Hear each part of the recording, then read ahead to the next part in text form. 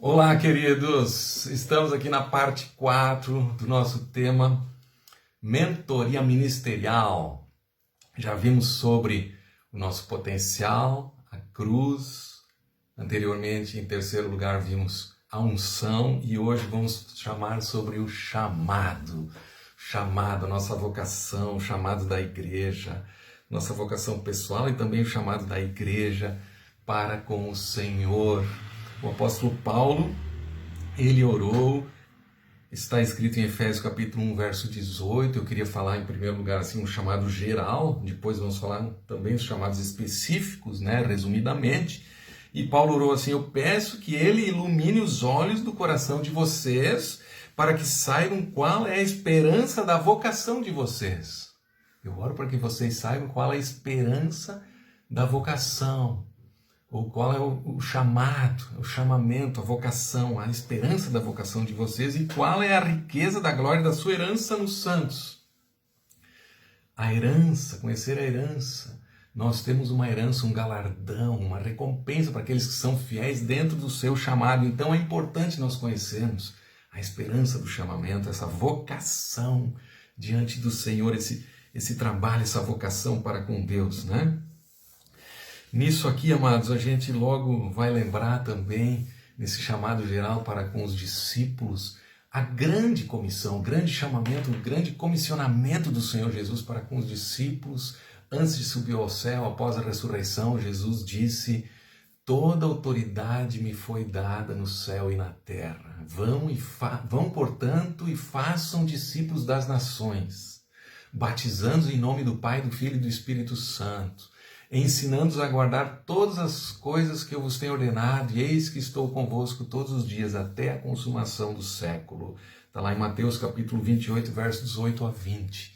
Vão e façam discípulos. Então está dentro desse comissionamento, esse chamamento para todos devemos estar incluídos nessa obra, fazer discípulos, ou auxiliar nesse fazer discípulos, levar pessoas a Cristo e cuidar bem delas, instruí-las, batizá-las, instruí-las e integrá-las na vida da igreja, que também se tornem discípulos e também possam reproduzir, se tornarem discipuladores e levar pessoas a Cristo, seus amigos ou evangelistas, E assim vai, amados, estamos todos envolvidos nessa obra que é de todas as nações, essa visão missionária para a obra de Deus, em todas as nações, é algo realmente constante no chamamento, comissionamento de Cristo, como nós vemos também em Marcos capítulo 16, quando Jesus diz assim, ide por todo o mundo e pregai o evangelho a toda criatura.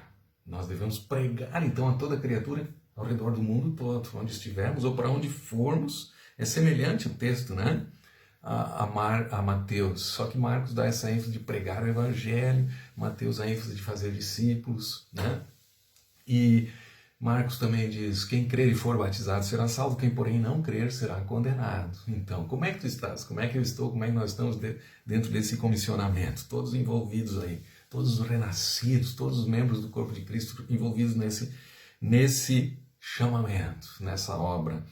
Lucas também escreve, de uma maneira, essa ocasião semelhante assim, Jesus, após a ressurreição, dizendo as últimas coisas para os discípulos, antes de subir ao céu, ele diz também, em Atos capítulo 1, verso 8, Lucas que escreve, o evangelista, Lucas escreve em Atos capítulo 1, verso 8, Jesus falando, vocês vão receber o poder do Espírito Santo. Vai descer sobre vocês o Espírito Santo e sereis minhas testemunhas, tanto em Jerusalém, Judéia e Samaria e até os confins da terra. Novamente essa ênfase para toda a terra, na tua cidade, no teu bairro, na tua cidade, na tua região, teu estado, teu país, no mundo todo, vocês vão ser minhas testemunhas.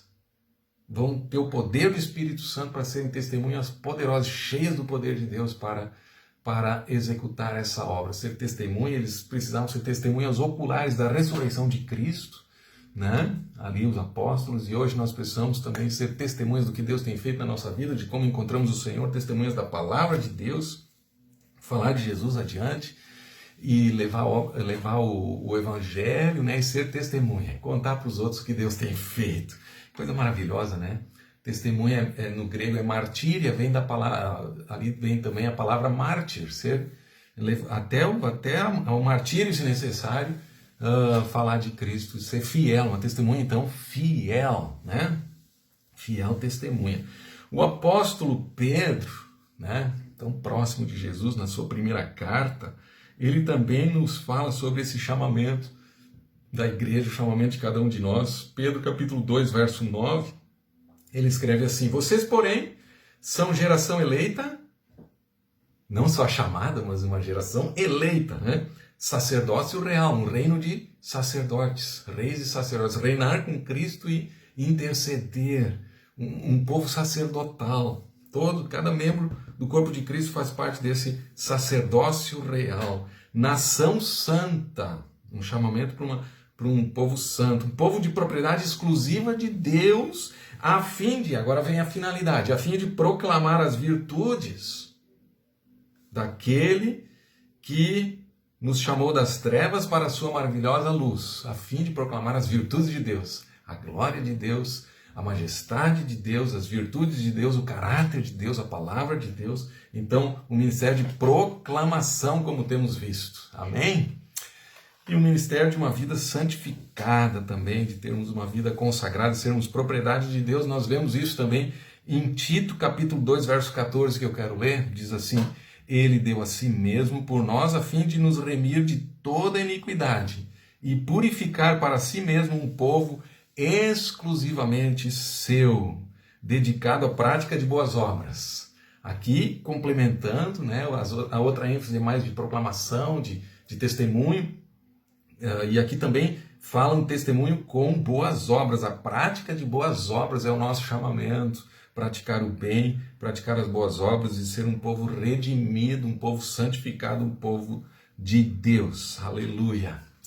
Sobre o chamado específico, nós podemos, assim, há muitos ministérios, né?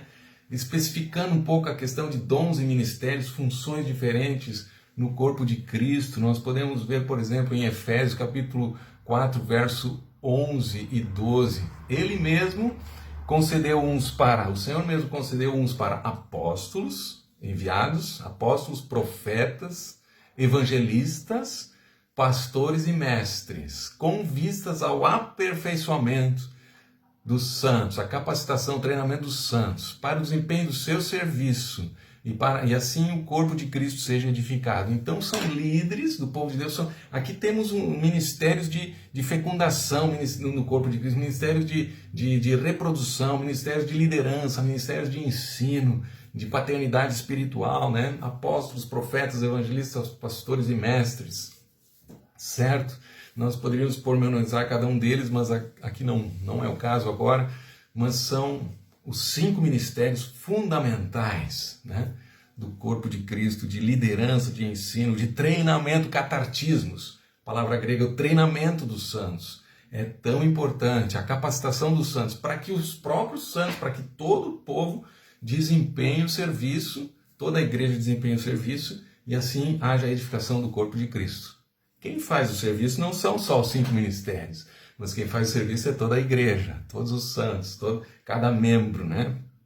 Como a parábola dos talentos, a um foi dado 5 talentos, quem sabe esses líderes podem ter recebido 5 talentos, outros 2 talentos, mas muitos receberam 1 talento e também precisam reproduzir, todos trabalharem.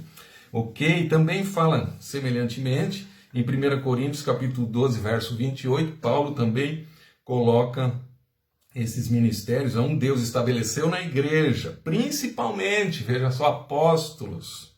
Em segundo lugar, profetas. Em terceiro lugar, mestres. Depois, operadores de milagres. Depois, os que têm dons de curar, ou de ajudar, socorrer, ou de administrar governos, ou de falar em variedades de línguas, né?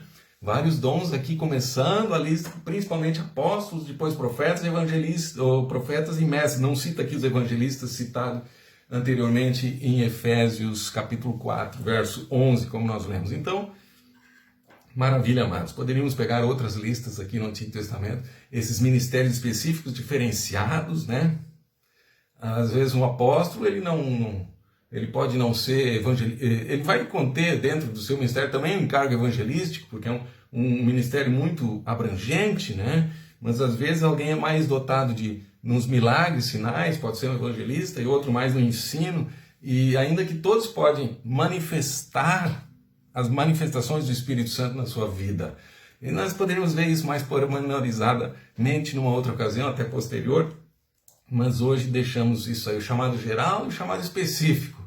E, amados, na minha vida, assim, eu queria compartilhar, também tem aquelas pessoas que um dia vão deixar o seu trabalho, vão deixar a sua carreira e vão seguir completamente, integralmente na obra de Deus para liderar, para ministrar, para reproduzir a obra de Cristo, para discipular, para cuidar de líderes, para pregar o evangelho, um evangelista, um pastor, né?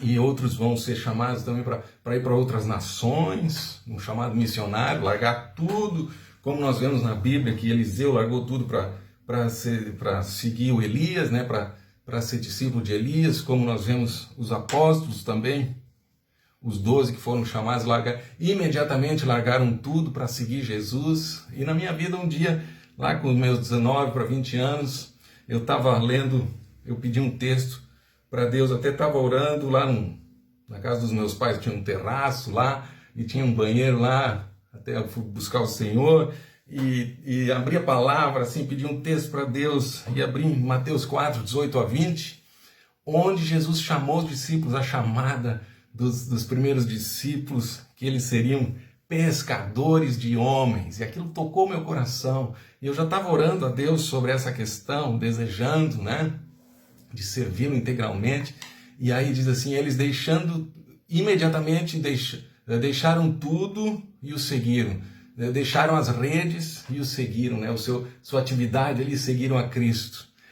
E eu chorei muito diante do Senhor, eu percebi, o Senhor está me chamando, o Senhor me chamou, depois fui compartilhar isso com os meus amigos, o pastor, que também era pastor da igreja onde eu estava na época ali, e também esse chamado, e fui então me preparar e fui ver como exercer o chamado, mas importante aqui, que depois de 10 anos ainda trabalhar no Banco Brasil, já ali concursado, né, na época, depois de 10 anos esse chamado se concretizou mesmo, esperei em Deus, fui fazer faculdade na cidade de economia aqui, e esperei em Deus até que já tinha igreja formada, dezenas de irmãos ali, 50, 60 pessoas, e esse chamado se concretizou de largar o meu emprego, largar onde eu estava trabalhando e viver pela fé, viver conforme a vontade do Senhor, pregando o evangelho, cuidando dos irmãos, expandindo o reino, e isso aí, maravilhoso. Depois também a confirmação da ordenação ministerial. Que bênção, amados. Sirva isso de exemplo aí para os jovens, não um exemplo da nossa vida aí para as pessoas. Você pode servir a Deus dentro da sua profissão também. Se um dia Deus te chamar de alguma maneira, obedeça ao chamado do Senhor com a sua profissão, com seus talentos, ou indo para uma outra nação, ou ficando onde tu estás. Discirna e ouça. Senhor, qual é a tua vontade? Ou se você já se aposentou no seu trabalho, pode servir, tem bastante tempo também para servir a Deus, e todos são úteis, as crianças, adultos, jovens, anciãos são úteis maravilhosamente, devem ser usados por Deus, para a glória de Deus, animadamente para fazermos a sua vontade. Deus é bom e a sua misericórdia dura para sempre.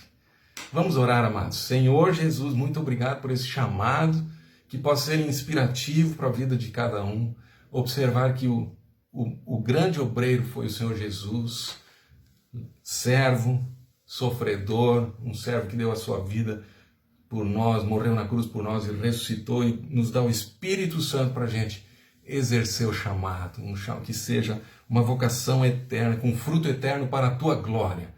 Cuidar de vidas, ganhar vidas, discipular vidas, ou a especificação de cada um que tu tens para cada um, em nome de Jesus. Amém. Deus te abençoe. Abração.